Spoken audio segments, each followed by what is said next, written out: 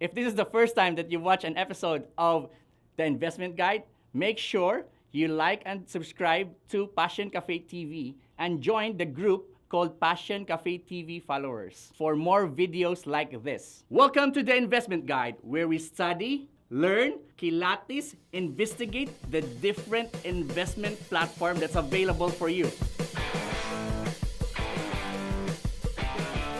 And today, we're gonna look at the different tools that will improve your financial future.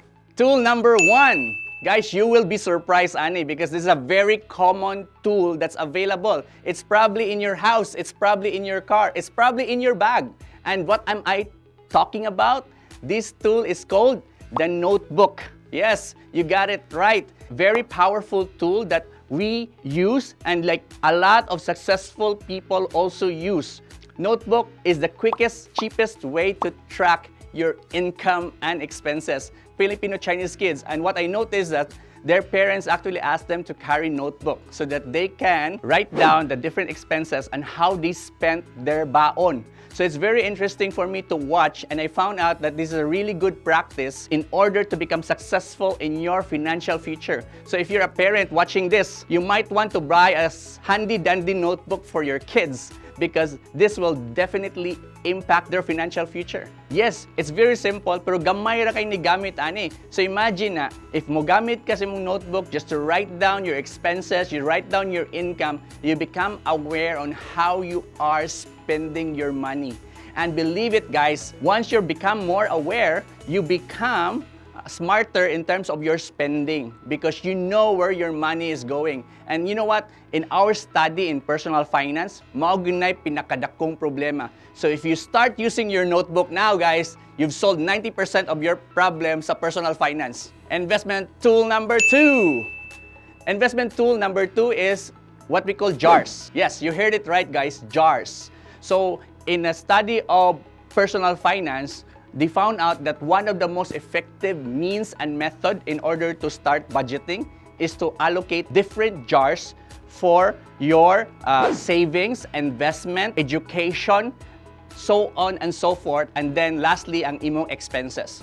So another way, Ani, is that you use what we call the envelope method, where you buy different envelopes for different types of expenses or different types of investment, different types of savings. One allocation would be coming from, let's say you pay 10% of tithes, you can write in an envelope or a jar, that's your 10% of the income, goes to this jar or goes to that envelope. So jars are very effective. Aside from listing down, if you're using the notebook, then you can use the jars to allocate well. And it's very important that you start with this, but if you want to be more sophisticated, you can simply convert the jars to different bank accounts. Guys, I want you to think about this, and this is a very easy way to manage your finances, creating your jars, your envelope, or your bank account. So if you are a parent watching this, it's very good that you create like 4 or 5 jars and label them so that your kids will have this idea na inanion din ako pag-train akong kids for their future financial life. Tool number 3. This is not actually one tool ra. Daghan kini siya nga tool, but we just put this in one place. We call it the mobile application tools. So if you're a millennial and you're using your phone a lot, all you need to do is to look for applications that will enable you to manage your financial life better. So what am I talking about? You can use as simple as a Google spreadsheet. So unsa man siya, if you're familiar with Excel sa imong computer, na siya version called Google Spreadsheet sa imong phone. The good thing about this is that you can update it at any given time, even if wala kay internet.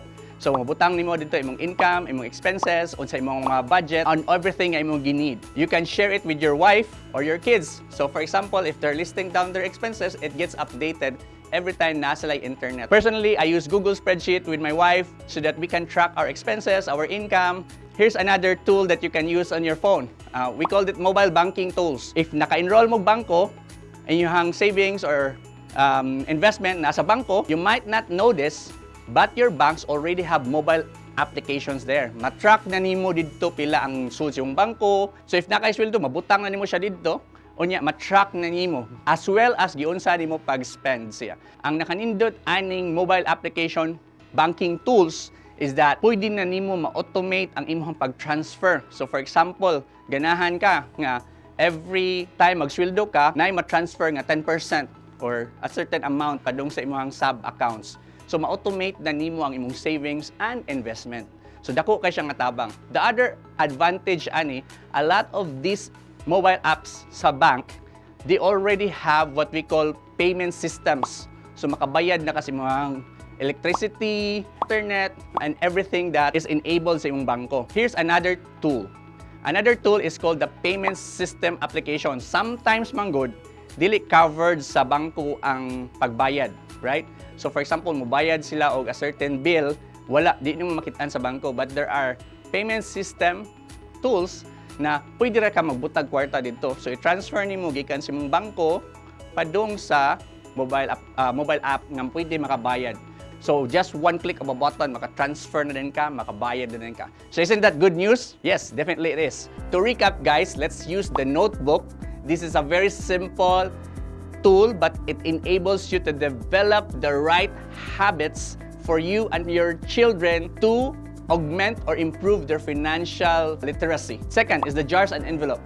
The jars and envelope allows you or teaches you how to budget your money. And the third one are the mobile applications that's available for you, either through your bank or through an app or through a payment system. So very important because this will save you tons and tons of hours.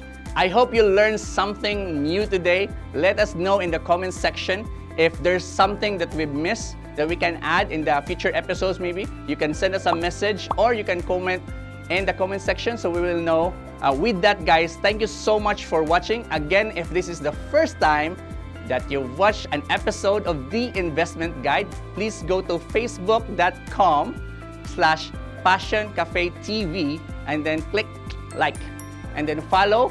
And there's also a group that you can join. So let us know in the comment if you've done that. Give us a thumbs up. Watch us again next week here at The Investment Guide. This has been your host, Joe from The Investment Guide, where we kilatis, learn, and investigate the different investment that's available for you.